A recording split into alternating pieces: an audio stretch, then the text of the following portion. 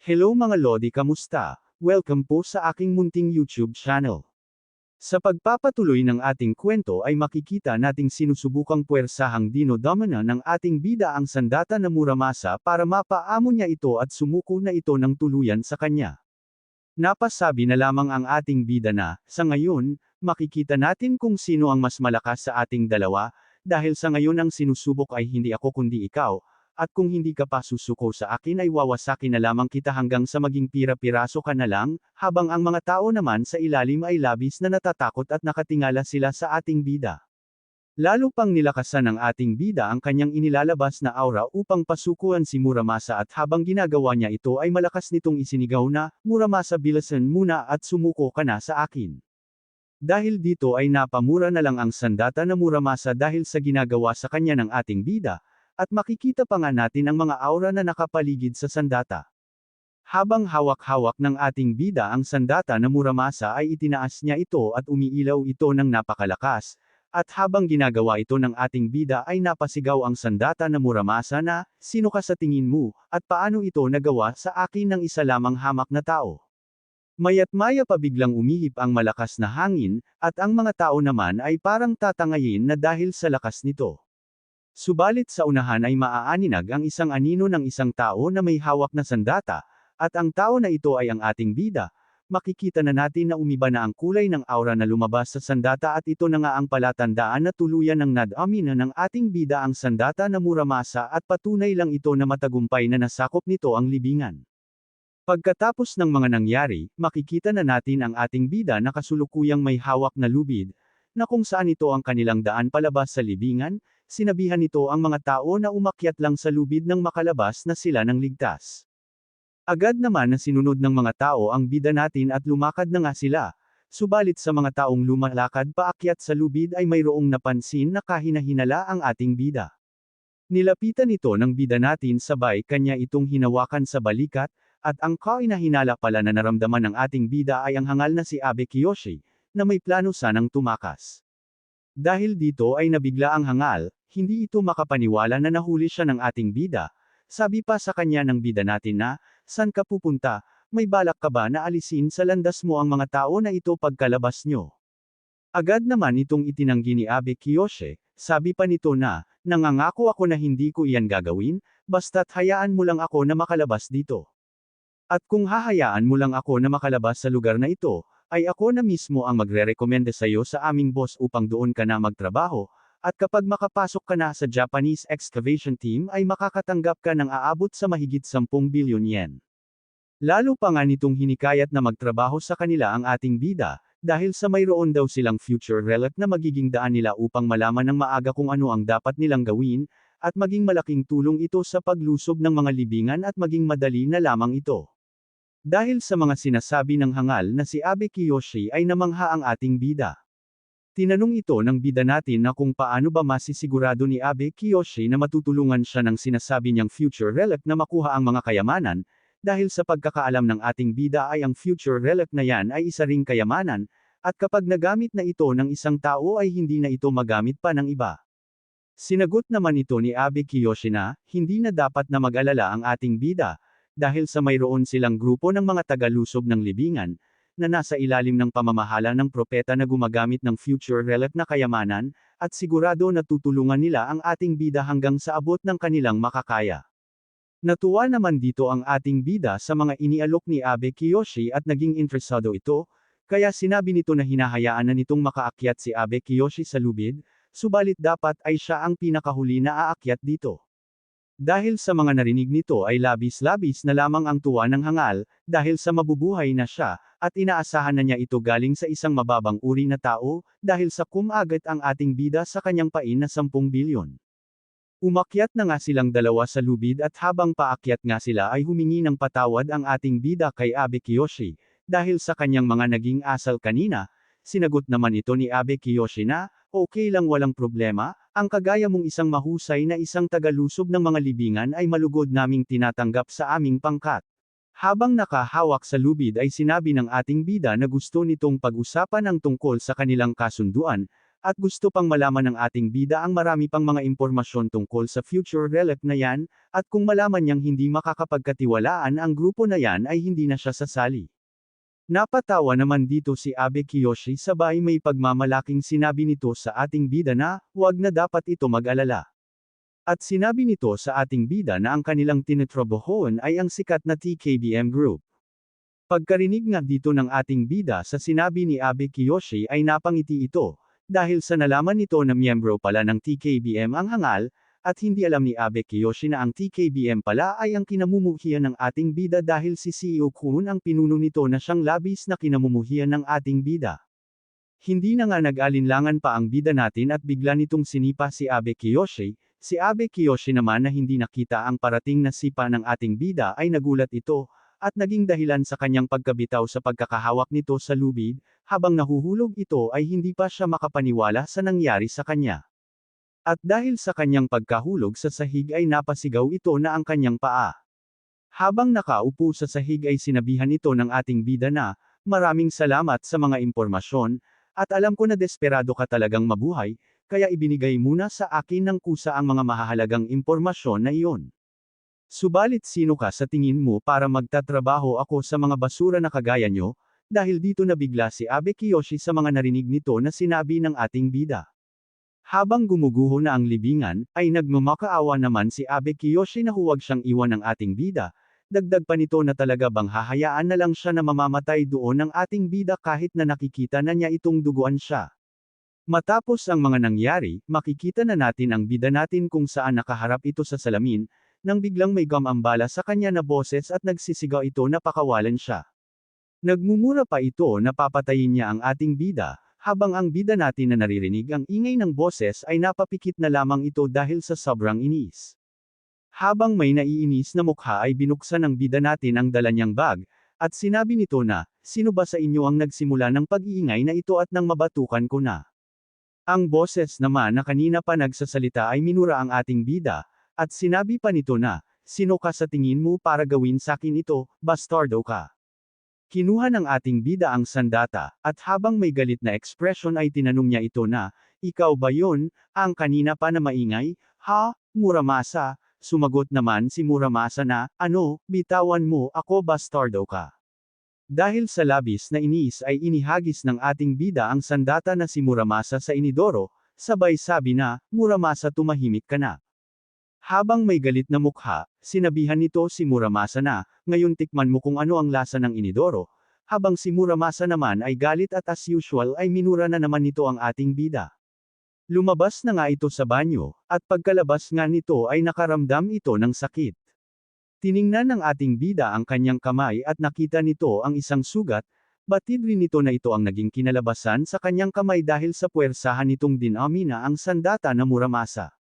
Nasabi na lamang ng ating bida na upang makakuha ng kahit anumang kayamanan, ang isang madaling paraan ay ang pagsunod at pagtapos sa mga patakaran na inihain ng mga kayamanan, ngunit dahil sa binaliwala ko ang mga patakaran, ay nagtamo ako ng mga sugat at dahil iyon sa puwersahan kong pagdamana ng kayamanan na Muramasa, at sa patuloy ko na pagsunod sa ganitong landas, ang aking katawan ay hindi ito makakaya habang tumatagal.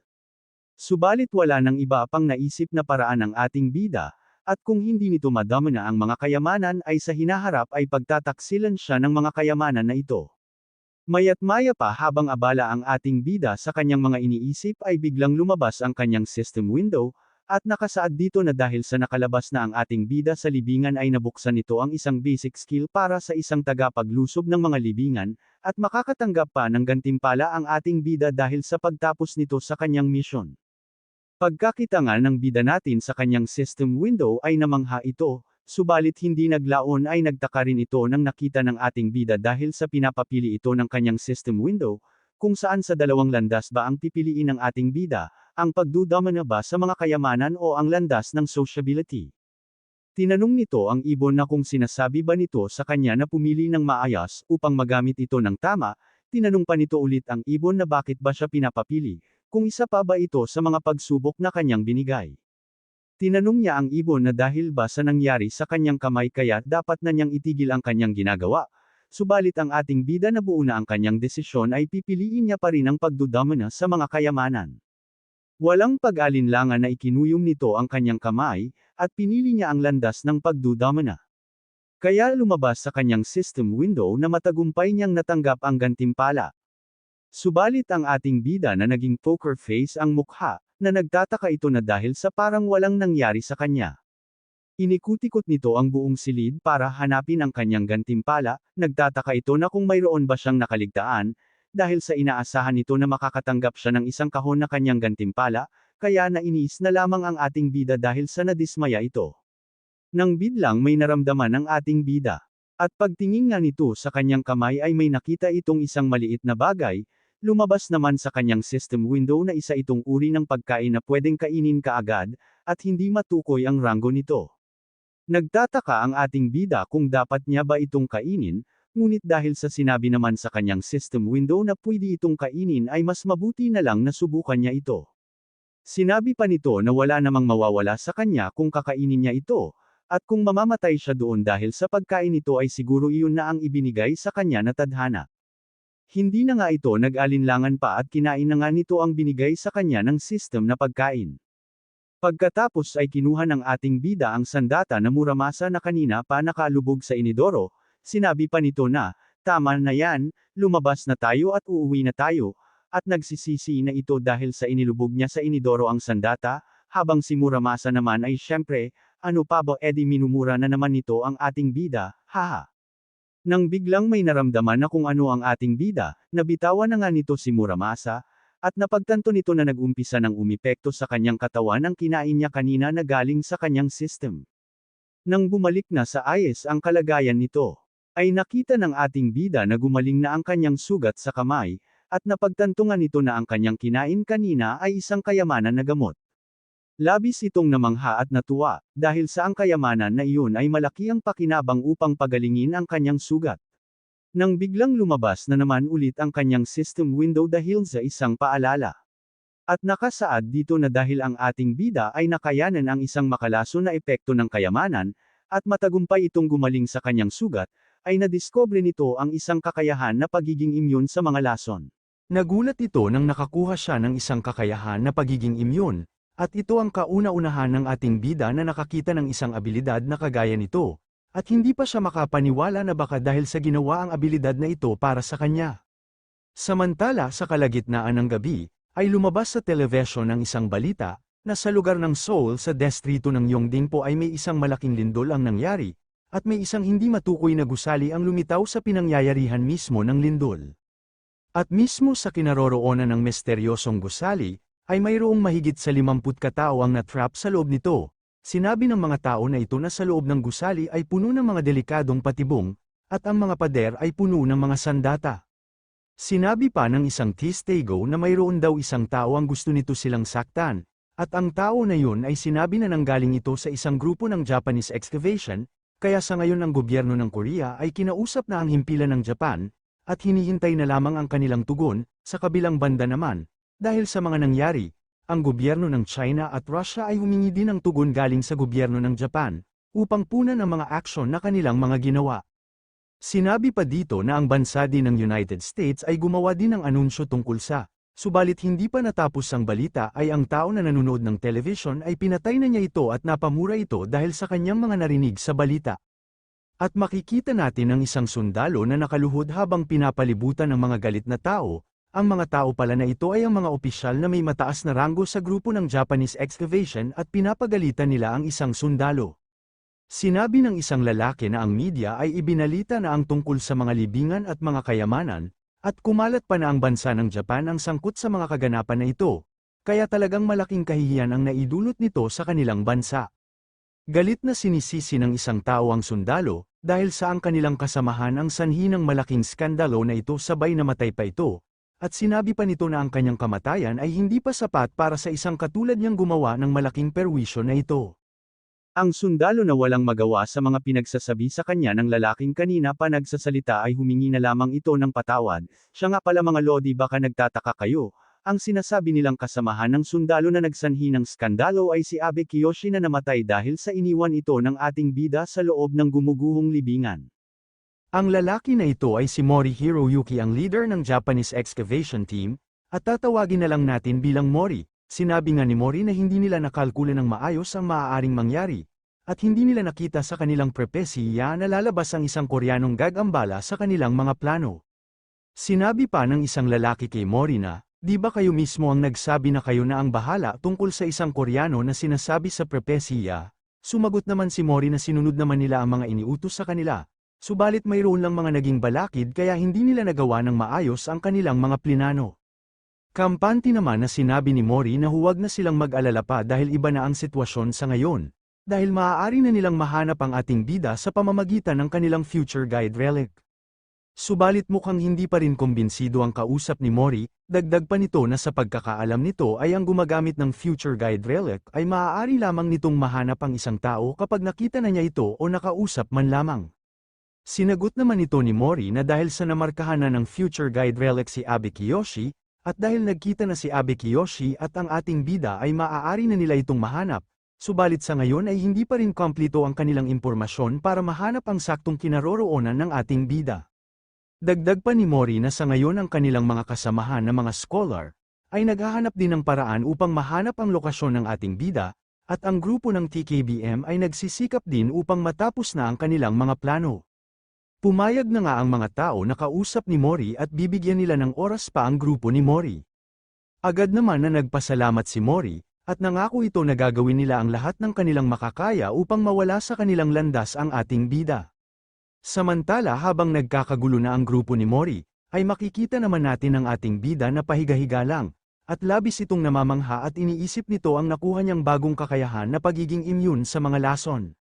Inisip pa nito na kung ang lahat ng mga gumagamit ng mga kayamanan ay magdusa sa mga side effect nito, noong nabubuhay pa siya sa nakaraang buhay niya ay hindi nito naisip na ang mga kayamanan na maaaring makapagpagaling ay ang pangunahing makakatulong. Habang nakahiga ay bumangon ito at umupo, at napasabi ito na kung ang abilidad na ito na pagiging immune sa mga lason, nakakasiguro ito na isa itong natatanging abilidad na para lamang sa kanya.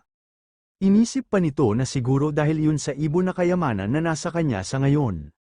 Lumingon ito at tinanong ang ibon na, "Hoy ibon, ano ba ang iyong pinaplano? Mayroon ka bang mga benepisyo na makukuha dahil sa pagbigay mo nitong abilidad na ito sa akin?" "Bilasan muna, sagutin muna ako, alam mo magaling ka talaga sa pagsasalita. Ginamit mo ang mga status window na yun para kausapin ako, so ngayon sagutin muna ako." Subalit nagmukhang tanga lang ang ating bida dahil sa walang ibon na sumagot sa kanyang mga tanong. Dahil dito nagalit na lamang ang ating bida at napamura na lang ito. Nang biglang may tumawag sa ating bida, at ito pala si Oh Sung-woo na inutusan ng ating bida na pumunta sa Las Vegas. Masaya naman itong binati ng ating bida na, "O aking alalay, ano na ba ang nangyayari dyan?" Subalit imbis na matuwa si Oh Sung-woo ay nagalit pa ito, at minura pa nito ang ating bida dahil sa hindi nito nagustuhan ang tawag sa kanya ng bida natin. Si Oh Sung-woo na nasa Las Vegas ay sinabi nito sa ating bida na tiningnan na nito ang lahat ng mga listahan ng mga dadalo sa auction, at mayroong 3 tao na pare-pareho ang pangalan na JK. Hanggang dito na lang muna ang kwento natin mga lodi, abangan nyo po ang mga susunod na mga mangyayari, pa-subscribe na rin po at like ng ating video, hihi. Maraming salamat sa inyong panunood.